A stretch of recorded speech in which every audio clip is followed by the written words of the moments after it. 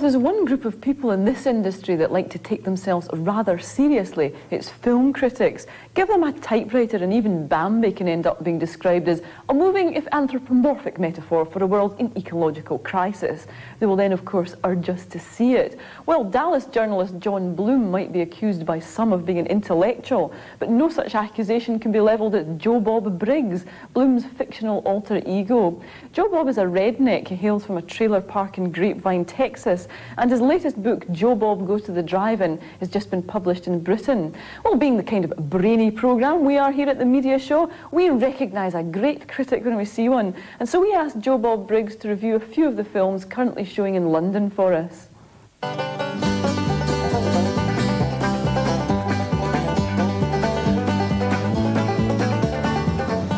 How you doing? I'm Joe Bob Briggs from Grapevine, Texas, and you've probably heard of me. I'm the world's most famous drive-in movie critic. Of course, I'm the world's only drive-in movie critic, but what I'm doing over here in England is I came over to kind of explain some things to you about what a drive-in movie is. It's the only kind of movie you can go to where you go and watch the movie in the privacy of your own automobile like God intended. Now, there's three kinds of drive-in movies. There's blood, breasts, and beasts. Now, there used to be four kinds. There used to be the boots for your kung fu, but ever since Bruce Lee went to that big kickboxing academy up in the sky, kung fu just hadn't been the same.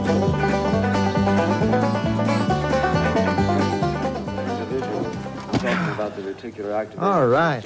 Heart regulation. This is more like it. This is Reanimator, 1983. It's one of the all-time great drive-in classics. The only movie ever made where the lead actor loses his head halfway through the movie, but he finishes the movie. They shoot this stuff into him, and then they start jumping around the screen like a bunch of beef jerky that's come alive. And this is a great part here that starts out showing you how to do brain surgery.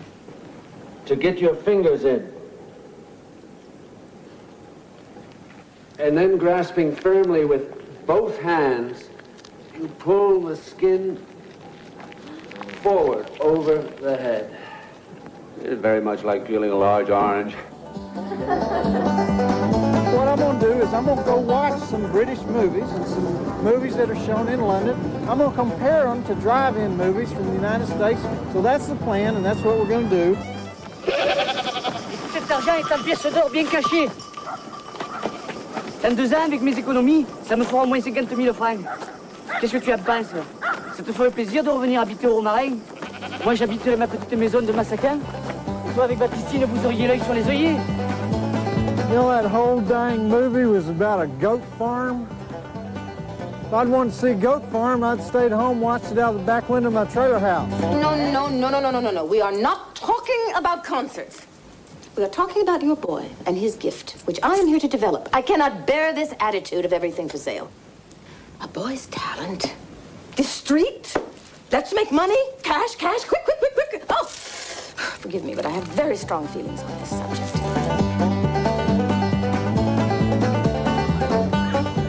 Well, at least that one had one beast in it. Shirley MacLaine. It's Shirley MacLaine screeching, Shirley MacLaine screaming, Shirley MacLaine badgering this little kid. You know, that woman hadn't been the same since she started that religion. I don't know if y'all have heard about it, where she gets these crystal rocks and hangs them around her neck. You know, if I took them into the Baptist church where I go to church and I told them I was worshiping this rock around my neck, they'd kick my hiney out of there in a New York minute. But Shirley MacLaine, you know, I know it's a rock. You know it's a rock. Everybody else knows it's a rock. Shirley MacLaine, she doesn't know it's a rock. I can't believe the woman. Now, this here is something I'd pay to see, live bed. We don't have that in the United States. I'd pay £2 to see that.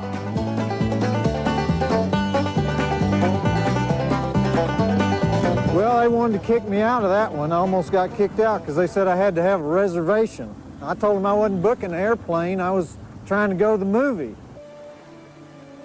I can see I'm going to have to tell you everything. It's one of those movies where they all wear wigs and gowns, and they have those attack bras, and they're kind of trussed up like albino pigs. All of them, even the men, are all trussed up. And Glenn Close almost takes off her clothes, and John Malkovich dressed up like a woman, and I didn't care for it, to tell you the truth. You know, I was at this one before, but I think I'll give it another chance. The dressmaker sounds pretty good, mainly because it's in English. You won't want to be hanging on to this stuff forever, though, Nellie. The terrible clutter in here. It's all we've got left of the old life, Jack. It's her, still with us. You're not in here.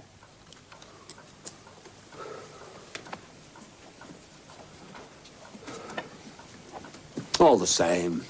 Nothing lasts forever. I said no. I'm not going to sell it now. I've guarded it through the Blitz, apart from that crack in the mirror. And that wasn't my fault. That was the bomb that dropped on the corner of Priory Road. She used to whip you, Nellie. Did me no harm.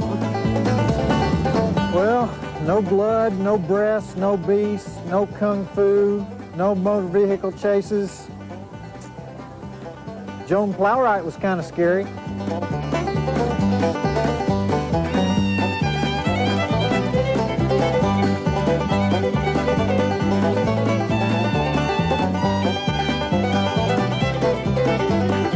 Okay, I'm excited now, and I have got an idea. You know how everybody in England says that y'all can't have drive-ins because you don't have enough land? Well, I have found the perfect space. There is land for miles and miles around here. And not only that, but I want you to look back at this building here. See this ugly old filthy building? It's just about the ugliest building you've ever seen. And you're not using it for anything. You could put a big old drive-in screen up on top of it. I mean, these people around here, they don't have anything to do. You got people standing at that gate over there. Look at them. They're just staring at it all day long. They got nothing to do. They just look through those iron bars. You know, we have people like that in Texas. We put them in the Texas State Institute for the Feeble-Minded. We don't let them stand around on the street like that. But anyway, they need something to do. You got these cars out here that are just going around in circles, going around in circles. You need a drive-in. And not only that, now this thing here, I don't know what you call this, but this has to go. This thing would be in your sight lines. It'd be in the way. I don't know, what is this thing? It's the, what is it? What is it? It's the Victoria's Memorial. Well, I think she's dead, right? So we don't need that anymore. We can take that down. In fact, that thing up on top, we'd use that for a hood ornament in Texas. If y'all need other uses for this stuff, we could use that as a hood ornament or something put on top of your TV set. So we get rid of that.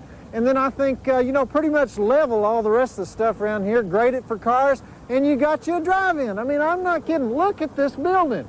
It is perfect. Go ahead, look at it. Come on, look at it. Y'all aren't doing anything with it. I know it's a ruin. It's a wreck. Do something with it. I mean, I know you're not using it. I read the Daily Mirror. I know you're not using this place. And I think you can put the concession stand right over here. There's room over here.